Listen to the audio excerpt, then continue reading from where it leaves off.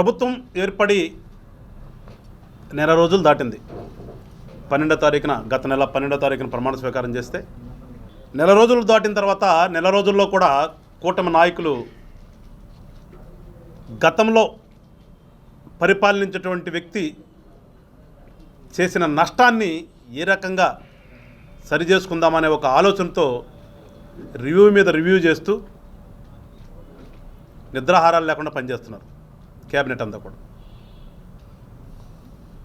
దీనికి ప్రతిపక్ష హోదా కూడా లేనటువంటి ప్రతిపక్ష నాయకుడని చెప్పుకునే నాయకుడు జనరల్గా ప్రజాస్వామ్యంలో సహాయ సహకారాలు అందిస్తాం.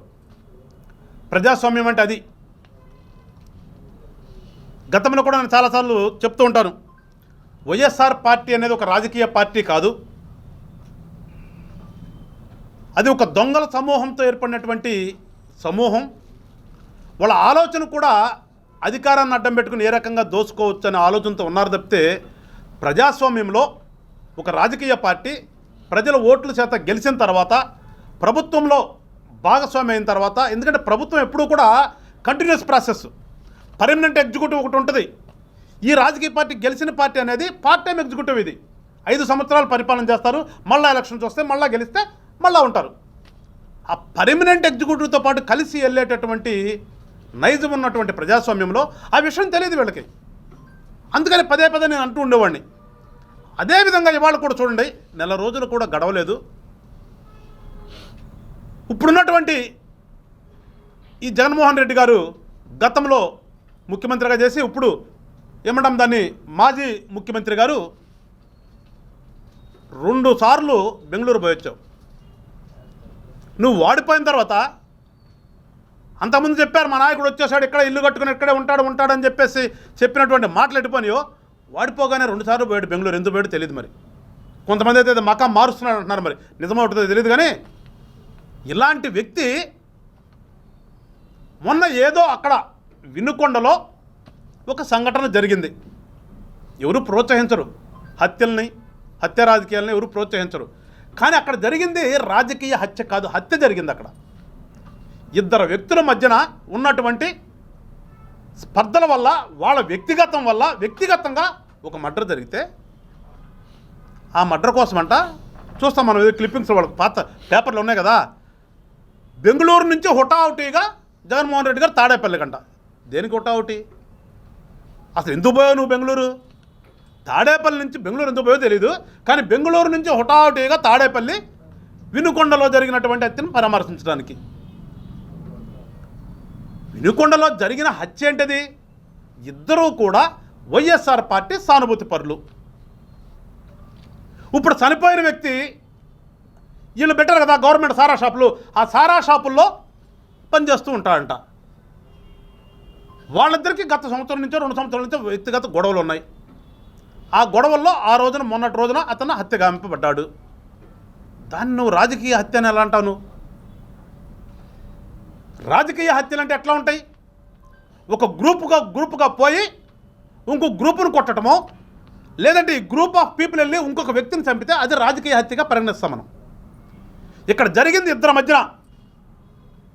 ఒకవేళ నిజంగా వీడు కత్తి తీసుకుని పోయాడు, అవతలాడు బలవంతుడైతే వీడి దగ్గర కత్తి లాక్కుని వీడినే చంపే ఛాన్స్ కూడా ఉంది అక్కడ. అలాంటి పరిస్థితుల్లో 2 వ్యక్తులు కొట్టుకుంటే అది రాజకీయ హత్య అంట. దాన్ని తీసుకొచ్చి మా కూటమిలోని మా భాగస్వామ్యమైనటువంటి తెలుగుదేశం పార్టీకి ఆపాదించటం దాన్ని.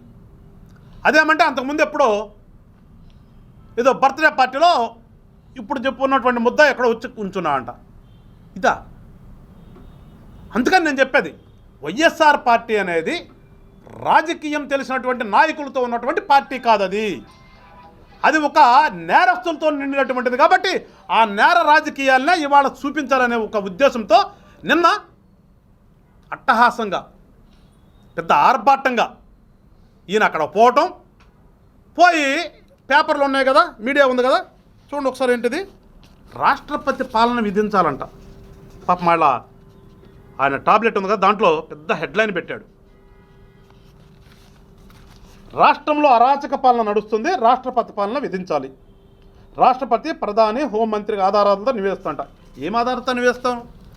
ఆల్రెడీ అక్కడ ఆ కుర్రాడు నరకటం అంతా కూడా సోషల్ మీడియాలో వచ్చేసింది, అన్ని ఫుటేజ్లు వచ్చినాయి, పోలీసు వాళ్ళు అతను అరెస్ట్ చేశారు, నాకు తెలిసి అతను రిమాండ్ కూడా పంపించారు. నీ దగ్గర ఉన్న ఆధారాలేంటి? నీ దగ్గర ఆధారాలేంటి? ఇంకా అక్కడ వ్యక్తిగతం దాన్ని తీసుకొచ్చి నువ్వు రాజకీయం చేయటం కోసం నిన్న ఉదయం 10 గంటలకి తాడేపల్లిలో బయలుదేరితే వినుకొండ మనకు తెలుసు, మీ అందరికీ కూడా తెలుసు, మీడియా సోదరులందరికీ కూడా, హైవేలో చిలకలూరుపేట నుంచి వెళ్ళి చిలకలూరుపేట దగ్గర నుంచి స్ట్రైట్గా వినుకొండ వెళ్ళొచ్చు ఒక రూటు. లేదు గుంటూరు వచ్చి గుంటూరు దగ్గర మన బైపాస్లో నుంచి దిగి మన అక్కడ లాల్పురం రోడ్డు ఉంది, లాల్పురం రోడ్లో నుంచి వచ్చి నరసరావుపేట మీదుగా ఒక రూట్ ఉంది. 2 రూట్లు కూడా దాదాపు ఇది స్టేట్ హైవే, అది నేషనల్ హైవే. వెళ్ళడానికి రమారమి తాడేపల్లి నుంచి నాకు తెలిసినంత వరకు 1.5 నుంచి 2 గంటలు పడుతుంది. కానీ నువ్వు నిన్న చేసిన తంతేంటి అబ్బాయి అంటే చూడండి, వాళ్ళ పేపర్లోనే పాపం వేసుకున్నారు జనమందరం మళ్ళీ చూసి. అంటే వీళ్ళ విఘ్నత అనేది ఏ రకంగా ఉంటుందో ఒకసారి చూడండి. అంటే ఇతను ఒక చనిపోయిన కుటుంబాన్ని పరామర్శించడానికి వెళితే పరామర్శకి ఏ రకంగా వెళ్తాం మనం? ఇక్కడ మన ఇంట్లో కారు ఎక్కి అక్కడ దిగి వాళ్ళు వెళ్ళి ఓదార్చో పరామర్శించి వస్తాం. కానీ జోరువానంలో అంటే జనగర్జన అంట. ఈ టైటిల్స్ చూడండి, జోరువానంలో జనగర్జన, నరసరావుపేటలోనే అదే అభిమాన జల్లు, ఏటుకూరు ఇక్కడ చూడండి, ఇక్కడ ఆయన తాడేపల్లిలో బయలుదేరితే కాదా టోల్ గేట్ వద్ద అధినేత రాక కోసం చూస్తున్న పొన్నూరు నియోజకవర్గ వైఎస్ఆర్సీపీ ఇన్ఛార్జి. అంటే ఈయన వెళ్తాను దేనికినా? ఈయన ఒక చనిపోయిన కుటుంబాన్ని పరామర్శించడానికి వెళ్తుంటే ఇంట్లో నుంచి బయటకు వచ్చిన తర్వాత గట్టిగా అక్కడి నుంచి ఒక 5 కిలోమీటర్లు ఉండదు ఆయన ఇంటి దగ్గర నుంచి, 5 కిలోమీటర్ల దగ్గర ఒక సమూహం, దానికి నాయకత్వం పొన్నూరు నియోజకవర్గానికి సంబంధించిన నాయకత్వం. వరుసలో నుంచున్నారు వాళ్ళు. అంటే మీరు అందరూ నుంచుని ఫోటోలు పెట్టుకుని చూపించడం వీళ్ళంతా కూడా. అట్లా తర్వాత పెద్దకాకాని జంక్షన్ వద్ద గుంటూరు తూర్పు నియోజకవర్గం వాళ్ళు ఒక సమూహం, వీళ్ళు అక్కడ బారికడ నుంచోవటం. తర్వాత ఏటుకూరు వద్ద వేసి చూస్తున్న పత్తిపాడు నియోజకవర్గ ఇన్ఛార్జి బాలసాని కిరణ్ కుమార్ కార్యకర్తలు.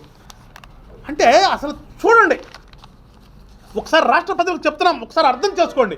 ఒక చనిపోయిన కుటుంబాన్ని పరామర్శించడానికి వెళ్ళేటటువంటి వ్యక్తి ఇంట్లో నుంచి బయటకు వచ్చిన దగ్గర నుంచి పాయింట్లే రకంగా పెట్టుకున్నాడు. చూడండి, జనసమూహాన్ని బలవంతాన్ని తెలుసు కదా, చూసాం కదా పోయినసారి కూడా మనం ఆర్టీసీ బస్సులు, ప్రతిదానికి ఆర్టీసీ బస్సులు పంపించడం, తీసుకురావడం, బిర్యానీ ప్యాకెట్ పెట్టి అక్కడ నుంచో పెట్టుకోవడం. అదే క్రమంలో ఇవాళ కూడా మళ్ళా మన గుంటూరు జిల్లాలో ఇంటి దగ్గర నుంచి బయలుదేరి 20 కిలోమీటర్లో 3 పాయింట్లు. ఇది అయిపోయిన తర్వాత మళ్ళీ నరసరావుపేట దగ్గర నుంచి వరుస నాయకనే వినుకొండ వెళ్ళేదాకా రోడ్డు మీద జనాన్ని పెట్టడం. మరీ దుర్మార్గం ఏంటంటే కొన్నిసార్లు పూలు చల్లారంట. చనిపోయిన కుటుంబానికి ఒక నాయకుడు పరామర్శడానికి వెళ్తుంటే ఆ నాయకుడి మీద పూలు చల్లి కొబ్బరికాయలు కొట్టి క్రాకర్స్ పేల్చడం. దీనికి వీళ్ళు టైటిల్స్ పెట్టుకోవటం, గర్జన్లు, వాన్లో కూడా అభిమానాలు. అంటే ఎంత దిగజారిపోయి ప్రవర్తిస్తున్నాడు ఈ జగన్మోహన్ రెడ్డి అనే వ్యక్తి. ఒకసారి ప్రజలు ఆలోచన చేయండి. మేమైనా పరామర్శడానికి వెళ్ళొద్దంటలేదు, మేము వాళ్ళ కార్యకర్త కాబట్టి పరామర్శడానికి వెళ్ళు. కానీ ప్రజాస్వామ్యంలో ఒక సిస్టమ్ ఉంటుంది. నువ్వు ఒక 5 సంవత్సరాలు ముఖ్యమంత్రిగా చేసావు అంటే నువ్వు చేసింది ముఖ్యమంత్రి పదవి అనుకుంటున్నావో, లేకపోతే ఏదో అధికారం వస్తే నేను దోషేసుకుంటూ చేశాను, అది నీ వ్యక్తిగతం. అది మరి ఇదే వ్యక్తి ముఖ్యమంత్రిగా ఉన్నప్పుడు ఈ జిల్లాలో ఎక్కడి నుంచి అయినా అక్కడికి వెళ్ళినప్పుడు అంటే ఒకట్లా చూశారు కదా మీరు, 2 కిలోమీటర్లు 4 కిలోమీటర్లు కూడా హెలికాప్టర్ వాడినటువంటి వ్యక్తి ఇవాళ ఫస్ట్ టైం రోడ్డు మీద వచ్చాడు. రోడ్డు మీద వచ్చిన వ్యక్తి నువ్వు పరామర్శించడానికి ఏ రకంగా వెళ్ళాలి, ఏ రకంగా వెళ్ళి ఎక్కడ ఏం మాట్లాడాలి? నువ్వు వెళ్ళి పరామర్శ మాట్లాడు, వాళ్ళ కుటుంబాన్ని ఆదుకుంటానని చెప్పు. లేదు నువ్వు కొట్టేసినటువంటి లక్షల కోట్లు ఏమన్నా ఇవ్వదలుచుకుంటే వాళ్ళకు 10 లక్షలు 20 లక్షలు వాళ్ళ చేతిలో పెట్టి పాప ఇంటి పెద్ద సరిపోయాడు కాబట్టి మీ కుటుంబాన్ని ఆదుకుంటానని చెప్పిరా. లేదు నీ ట్రస్ట్ అది నుండి ట్రస్ట్ తప్పుడు అతను పిల్లలను కానీ ఇంకోటి పెళ్ళి ఉంటే చదివిస్తానని చెప్పిరా. ఇవన్నీ వదిలిపెట్టేసేసి వెళ్ళటం ఒక యుద్ధ వాతావరణం సృష్టించి వినుకొండ వెళ్ళిన దగ్గర నుంచి కూడా 2 రోజుల క్రితం అక్కడ వాళ్ళకి ఒక ఉత్సవం జరిగింది. తొలి ఏకాదశి అనేది వినుకొండ ప్రజలకి పెద్ద పండగ. అది ఆ రోజున అక్కడ గెలిచినటువంటి ఎమ్మెల్యేకి ఫ్లెక్సీలు కట్టుకుంటే రోడ్డు అంబట యుద్ధ వాతావరణం సృష్టిస్తూ మీరు ఉన్న ఫ్లెక్సీలన్నింటినీ చించుకుంటూ మళ్ళీ అక్కడ రెచ్చగొట్టే పనులు అనమాట. అంటే తెలుగుదేశం వాళ్ళు కానీ మా జనసేన పార్టీ కానీ బీజేపీ వాళ్ళు కానీ కుర్రాళ్ళు అయినా రెచ్చిపోయి గొడవకు వస్తే దాన్ని ఇక్కడ మళ్ళీ ఇంకొక యుద్ధ వాతావరణం సృష్టించి దాన్ని నెగిటివ్గా తీసుకెళ్లాలనే ఒక కుసంస్కారంతో నిన్న నువ్వు వినుకొండ యాత్ర చేపట్టి